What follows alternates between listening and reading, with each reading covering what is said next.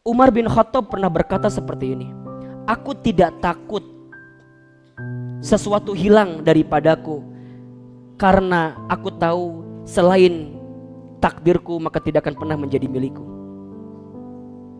Aku pun tidak gelisah dengan sesuatu yang aku miliki kemudian aku kehilangannya. Kenapa? Karena aku tahu sesuatu yang bukan jadi milikku bagaimanapun tidak akan pernah menjadi milikku.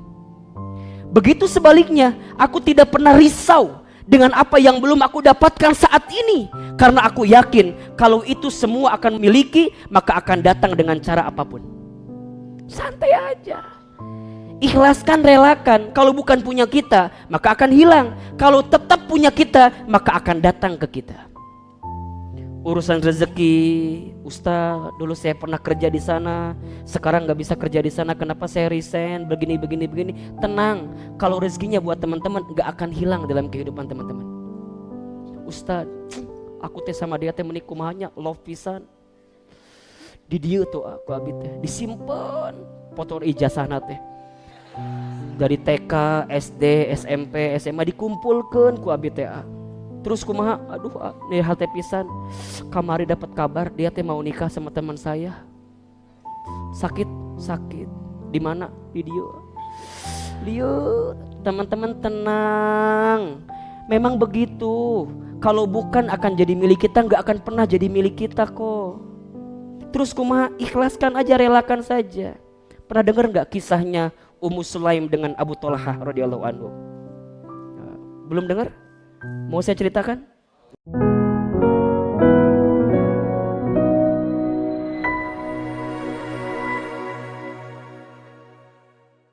Yang membuat orang gak bisa ikhlas itu adalah takut dicela, takut dihina, takut dibully, takut direndahkan. Penilaian orang. Coba saya mau tanya, kalau teman-teman dihina sama orang, senang atau sedih? Nah, itu salah persepsinya. Kalau ada orang yang merendahkan kita, kalau ada yang mencela kita, harusnya kita senang. Kenapa? Di saat itu Allah sedang meninggikan derajat kita. Ahilman malah pengen kalau ada orang yang ngebully saya, ngehina saya, mencaci maki saya, gak apa-apa. Kenapa? Di saat itu Allah sedang menggugurkan dosa-dosa saya. Jadi kalau teman-teman sekarang banyak yang mencela teman-teman, yang menghina teman-teman, gak apa-apa, itu bagus. Kenapa? Karena biasanya orang akan kelihatan titik nadirnya sebagai seorang manusia saat dia tahan dengan ujian, saat dia tahan dengan dicaci maki. Bukankah Rasul itu menjadi seorang yang sangat luar biasa menyikapi kehidupan karena beliau begitu banyak yang membencinya? Bahkan saat beliau lahir pun sudah dibenci, beliau jadi anak-anak pun sudah dibenci, saat tumbuh dewasa pun dibenci, bahkan saat mau hijrah menyampaikan kebaikan pun dibenci. Ternyata Masya Allah, kesabaran Rasul saat dicela, dibenci itulah yang merubah karakternya menjadi karakter yang paling kuat dalam kehidupan. Maka mohon maaf, kalau tiga hal ini, senang dipuji, kemudian senang urusan dunia, kemudian takut dicela, teman-teman hilangkan, maka teman-teman akan dapat kategori yang namanya ikhlas. Ikhlas itu memang berat, tapi itulah cara pertama untuk teman-teman bisa menghapus jejak masa lalu. Ingat ya, Umar bin Khattab pernah berkata seperti ini, aku tidak takut sesuatu hilang daripadaku, karena aku tahu selain takdirku maka tidak akan pernah menjadi milikku. Aku pun tidak gelisah dengan sesuatu yang aku miliki kemudian aku kehilangannya. Kenapa? Karena aku tahu sesuatu yang bukan jadi milikku bagaimanapun tidak akan pernah menjadi milikku. Begitu sebaliknya, aku tidak pernah risau dengan apa yang belum aku dapatkan saat ini, karena aku yakin kalau itu semua akan miliki maka akan datang dengan cara apapun. Santai aja, ikhlaskan, relakan. Kalau bukan punya kita maka akan hilang, kalau tetap punya kita maka akan datang ke kita. Urusan rezeki, Ustaz, dulu saya pernah kerja di sana, sekarang nggak bisa kerja di sana, kenapa saya resign, begini. Tenang, kalau rezekinya buat teman-teman nggak akan hilang dalam kehidupan teman-teman. Ustaz, aku teh sama dia teh menikumahannya love pisan. Di dieu tuh aku abi teh disimpen foto ijazahna teh. Dari TK, SD, SMP, SMA dikumpulkeun ku abi teh. Terus kumaha? Aduh, nih hal teh pisan. Kamari dapat kabar dia teh mau nikah sama teman saya. Sakit. Di mana? Di dieu. Teman-teman tenang. Memang begitu. Kalau bukan akan jadi milik kita, nggak akan pernah jadi milik kita kok. Terus kumaha? Ikhlaskan aja, relakan saja. Pernah dengar nggak kisahnya Ummu Sulaim dengan Abu Thalhah radhiyallahu anhu? Belum dengar? Mau saya ceritakan? Oh, ini banyak banget kisah harian ini. Baik, Ummu Sulaim itu perempuan yang cantik di kota Madinah. Cantik. Ya cantiknya nggak jauh lah sama yang di sini. Nggak jauh banget tapi nggak jauh. Ummu Sulaim. Terus gimana Ustadz? Banyak gak yang suka sama dia? Pasti. Nalurinya begitu. Kalau perempuan cantik pasti banyak yang suka. Banyak. Semua laki-laki di kota Madinah itu suka dengan Ummu Sulaim. Masya Allah. Sampai di antara laki-laki yang suka itu ada seorang laki-laki yang Ummu Sulaim juga suka. Siapa itu? Abu Thalhah radhiyallahu anhu. Abu Thalhah. Tapi gimana Ustadz? Apakah Abu Thalhah juga cakep? Mohon maaf, di antara banyak pemuda itu Abu Thalhah termasuk pemuda yang ganteng. Jadi Ummu Sulaimnya gelis, Abu Thalhahnya ganteng. Cocok gak kira-kira? Cocok. Nu kieu mah moal diomongkeun moal. Kan kadang-kadang kita mah kalau ada pasangan yang jomplang teh sok diomongkeun ke orangnya. Yang perempuannya cantik, yang laki-lakinya teh biasa kumaha gitunya, kuleuh hidup hidung. Kadang-kadang orang teh kan kudu mikir apakah jadi dosa buat orang lain atau tidak. Dosa apa, jadi mengundang gibah atau enggak gitu. Jadi kudu pas deh diomongkeun kadang-kadangnya. Wis tinggal di jelema naon gitu, daripada yang si eta mending jeung urangnya. Nah, punten ya. Ada enggak yang sering begitu di sini? Hati-hati, dia lebih hebat dibanding antum. Kenapa? Karena dia membuktikan perempuan cantik mau sama dia, sedangkan antum GGM. Ganteng-ganteng mubazir. Jadi punten lah nu can nikah mah tetep we rek seganteng-ganteng dege tetep lah. Belum. Ya gantengnya buat pribadi doang. Bukan buat Allah gitu. Kalau udah nikah mah luar biasa. Sampai Abu Thalhah. Ketika Abu Thalhah mengatakan cintanya kepada Ummu Sulaim, apa kata Ummu Sulaim? Abu Thalhah, aku pun juga sama punya perasaan yang sama kepadamu. Kata Abu Thalhah, mau mahar apa yang aku berikan kepadamu agar engkau mencintaiku? Sok, kalau akhwat digitukan, nya misalnya nih nanya ke laki-laki, ikhwan, akhi, aa, jang, ujang, jang, mau nyiapin mahar apa? Sok teman-teman akan menjanjikan apa biasanya? Ngomongnya heula kan orang mah. Iyo, ayah henteu. Cuman dalam bayangan katanya. Masya Allah. Apa kata Ummu Sulaim? Abu Thalhah menjawab, engkau ingin dinar sebesar apa aku siapkan. Engkau ingin dirham sebesar apa aku siapkan. Engkau ingin unta sebagus apa aku siapkan. Tapi apa jawaban Ummu Sulaim? Wahai Abu Thalhah, sesungguhnya aku tidak ingin mahar harta daripadamu. Aku hanya ingin satu komitmenmu untuk mencintaiku. Apa itu?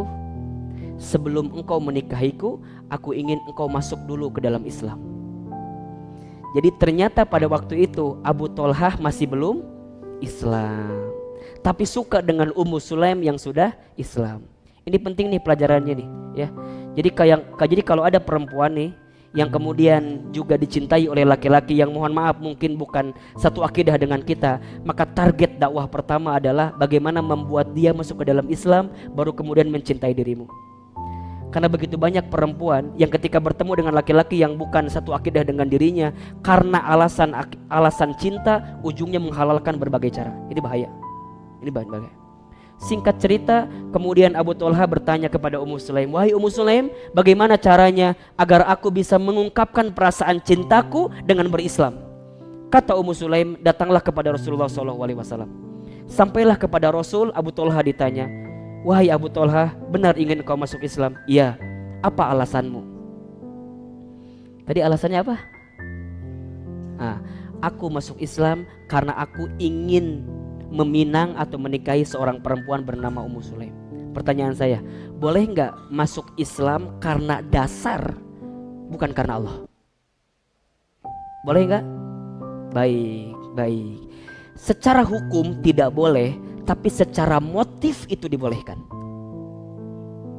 Saya ulangi ya, secara hukum niatnya tidak boleh, tapi secara motif ada faktor pendukung untuk menjadi baik karena sesuatu itu boleh.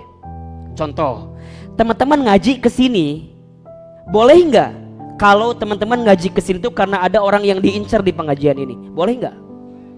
Boleh, boleh, boleh. Wow. Ini dia. Kalau niat dasarnya itu nggak boleh hukumnya. Tapi kalau teman-teman niatnya tetap karena Allah, dan setelah itu teman-teman mohon kepada Allah, ya Allah, atulah kumaha carana. Aku teh ngaji ke sini minimal ngaji plus. Bukan hanya dapat ilmunya, tapi insya Allah juga dapat jodohnya. Jadi niat dasarnya harus karena Allah, tapi motifnya urusan yang lain itu boleh. Yang tidak boleh, urusan motif yang lainnya didahulukan daripada Allahnya. Maka ketika Abu Thalhah ditanya, wahai Abu Thalhah, kenapa engkau ingin masuk Islam? Abu Thalhah menjawab, aku masuk Islam karena aku ingin menikahi seorang perempuan muslim bernama Ummu Sulaim. Kata Rasulullah, perbaiki niatmu. Karena sebagaimanapun engkau akan masuk Islam, tapi niatmu bukan karena Allah, maka niatmu itu tidak akan lurus dengan apa yang kamu dapatkan. Sampai kemudian Abu Thalhah diajak oleh Rasulullah, masuklah kamu ke dalam Islam dengan niatan karena Allah, dan memintalah kepada Allah dibimbing untuk mendapatkan kebaikan-kebaikan dalam Islam, termasuk mendapatkan siapa? Ummu Sulaim. Maka kata Rasul, kalau begitu baik, aku akan nikahkan dirimu dengan Ummu Sulaim, dan sebelumnya aku akan terima Islammu. Maka berkatalah, asyhadu alla ilaha illallah wa asyhadu anna Muhammadar Rasulullah. Masya Allah. Singkat cerita, Abu Thalhah ganteng, Ummu Sulaim cantik. Pasangan itu menjadi buah bibir di kota Madinah. Kalau bahasa kita mah jadi apa ya, couple goals banget gitu. Jadi pasangan yang sering dibicarakan. Wah, siga pasangan nu ayeuna lah, restu. Apa gitu kan. Dibicarakan sampai Masya Allah mereka itu menikah, kemudian jadi rumah tangga yang harmonis, sampai kemudian mereka punya seorang putra. Ketika punya seorang putra itu, maka Abu Thalhah mendapatkan ajakan daripada Rasulullah SAW untuk menyampaikan Islam ke daerah Afrika, tugasnya. Maka ingat kata Ummu Sulaim, wahai Abu Thalhah, kalau engkau mencintaiku, maka berkorbanlah untuk Islam seperti apapun. Jadi kalau teman-teman nih mau nyari yang ikhwan yang mencintai kita, jangan ngasih standar dasarnya tuh. Boleh menikahi saya, tapi syaratnya Islamnya benar dulu. Hafiz Quran 32 juz. 2 juznya mah tambahan gitu kan. 30-nya kan itu wajibnya, 2-nya sunnahnya lah, nggak apa-apa. Surat apa misalnya juz 30, juz 29, gak apa. Jadi target boleh. Kamu ikut dengan saya nikah siap, tapi tolong selesaikan bacaan kitab ini. Jadi tantangan jangan tantangan urusan dunia, tantangan akhirat. Sama kayak Ummu Sulaim, menikah boleh, tapi saat Rasul memanggil engkau harus berangkat. Sampai kemudian ketika perintah itu datang, Abu Thalhah yang lagi bahagianya karena punya anak, maka harus pergi ke Afrika. Singkat cerita, dalam sejarah itu diceritakan 3 tahun mereka berpisah. 3 tahun berpisah. Lagi hangat-hangatnya jadi couple goals, saling mencintai, tiba-tiba dipisahkan karena perintah Rasulullah SAW. Maka Abu Thalhah pergi ke sana. Bagaimana Ummu Sulaim? Ummu Sulaim rindu dengan Abu Thalhah? Iya. Abu Thalhah rindu dengan Ummu Sulaim? Iya. Masya Allah. Yang membuat Abu Thalhah juga kangen, bukan hanya kangen dengan Ummu Sulaimnya, tapi kangen juga dengan anaknya. Singkat cerita, pulang dari Afrika, kemudian Abu Thalhah sampai di rumah. Ketika sampai di rumah, Ummu Sulaim menyambutnya dengan hangat. Disiapin makanan terenaknya. Sampai kemudian malamnya pun Ummu Sulaim memberikan pelayanan maksimal kepada Abu Thalhah. Mereka seakan-akan menjadi suami istri yang baru merasakan malam pertama di malam itu. Jadi nikmat banget. Sampai ketika subuh, Abu Thalhah bertanya, wahai istriku, semalam aku baru pulang dan aku belum melihat di mana anakku.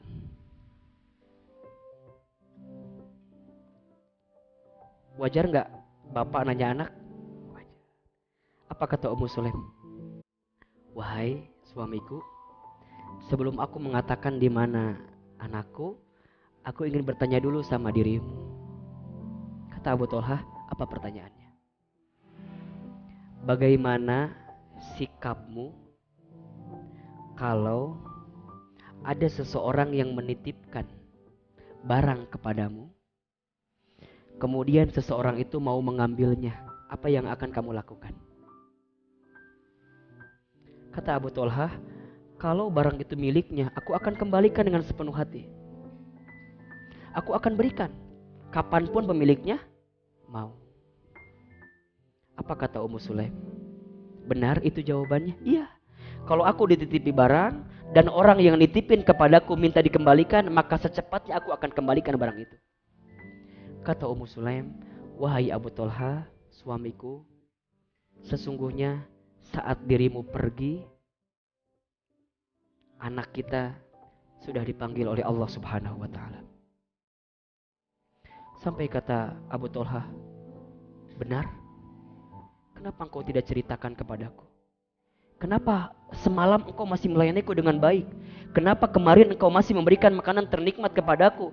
Dan di akhir ini engkau ceritakan bahwa anak kita pergi? Kenapa engkau tidak menceritakan itu? Kenapa engkau berbohong? Dan kenapa engkau sembunyikan itu semua? Marah, karena seakan-akan apa? Nggak dikasih tahu, disembunyikan. Sampai kemudian Abu Thalhah melaporkan kepada Rasulullah SAW. Ya Rasulullah, sesungguhnya aku mendapatkan kabar duka. Aku kehilangan anakku, tapi istriku tidak menceritakan kepadaku. Bahkan semalam aku pernah dengan istriku bermain seperti biasa. Aku merasakan nikmat, diberikan masakan yang enak, tapi istriku tidak menceritakan tentang kondisi anakku yang dipanggil oleh Allah Subhanahu wa taala.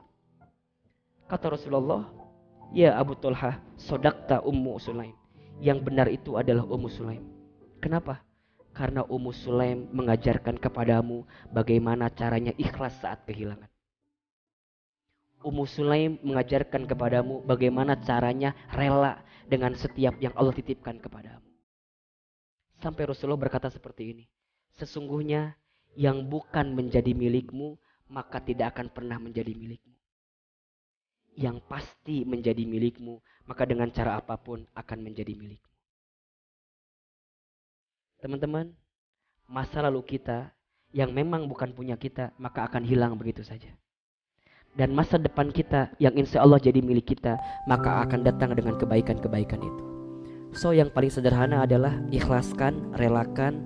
Jangan selalu melihat orang di masa lalu, karena setiap orang punya harapan dengan masa depan. Jangan pernah comeback dengan masa lalu, karena setiap orang pasti akan tergiur dengan masa lalunya, tapi dia lupa dengan masa depannya. So mulai hari ini satu jawabannya, menghapus jejak masa lalu adalah dengan ikhlaskan, relakan. Makin teman-teman ikhlas kehilangan, maka makin teman-teman akan diganti dengan yang lebih baik oleh Allah Subhanahu wa taala. Satu, ikhlaskan, relakan.